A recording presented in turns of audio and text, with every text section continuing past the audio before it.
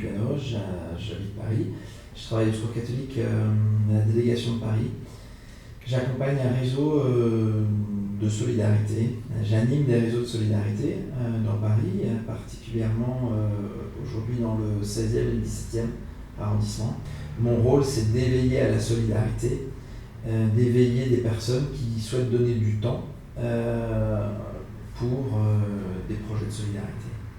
Voilà, donc c'est tout l'enjeu, c'est de faire se croiser des personnes qui cherchent à donner du sens à leur vie, avec des poches de pauvreté là où ils habitent, là où ils vivent, et de chercher ensemble des solutions pour y remédier. En éveillant à la solidarité, on remplit finalement une partie de notre rôle. Le Secours catholique ne peut pas à lui seul tout faire, mais il y participe. C'est une association qui a 70 ans et plus, qui est née en 1946 et qui continue et qui continuera grâce au temps que donnent les bénévoles, le bénévolat.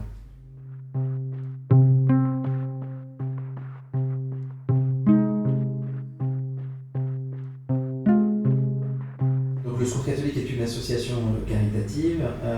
La particularité, c'est qu'on est une association de bénévoles, donc près de 70 000 bénévoles en France, y compris dans les départements d'outre-mer, et un réseau de 1000 salariés à peu près qui vont animer, organiser, former et structurer cette association.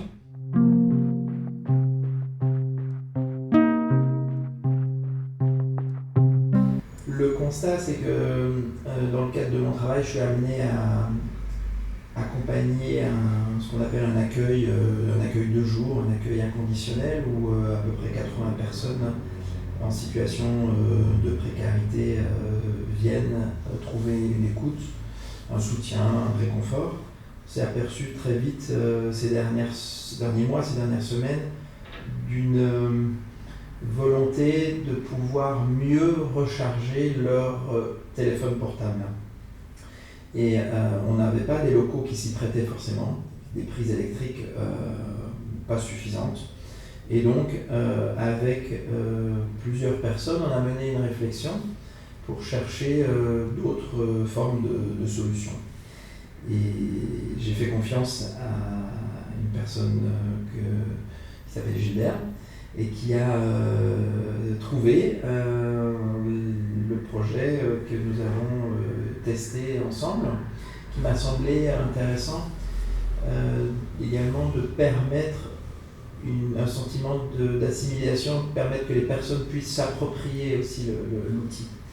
Et c'est en ça qu'on a avancé ensemble.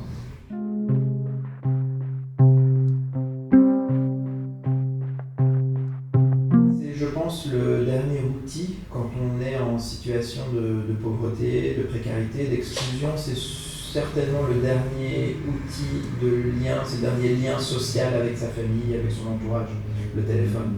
Souvent on peut penser que la personne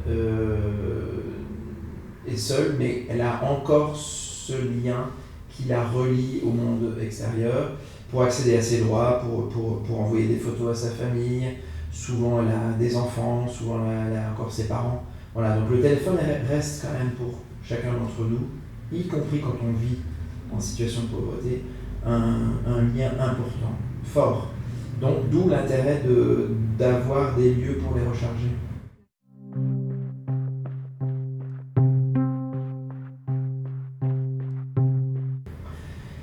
Un des premiers changements, je pense qu'on a permis de faire naître un projet à partir des besoins des personnes.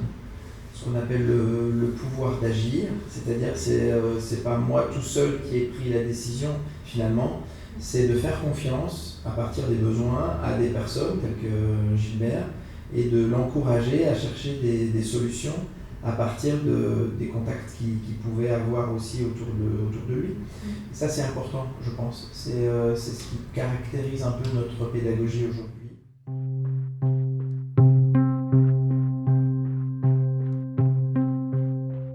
Dans le choix effectivement de l'appareil, de ce qui allait être pour nous le plus important, important.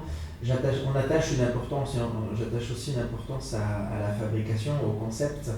Et ce qui m'a séduit, c'est finalement la particularité que ce produit est fabriqué par une entreprise solidarité par le travail, en lien avec des personnes en situation de handicap. Et je trouve qu'il y a, voilà, il y a quelque chose qui nous lie aussi au travers du produit, de donner la chance à des personnes en situation de handicap de pouvoir le concevoir. Et ça rentre très bien dans notre pédagogie, dans notre philosophie. Ce que j'ai découvert aussi, c'est que la société Wheelock nous a donné la chance d'expérimenter. Ça, c'était aussi intéressant, de se dire on innove et on se fait confiance l'un et l'autre pour chercher des solutions, avec peut-être le droit à l'échec, le droit à l'erreur, mais en tout cas, c'était ce partenariat-là qui m'a plu.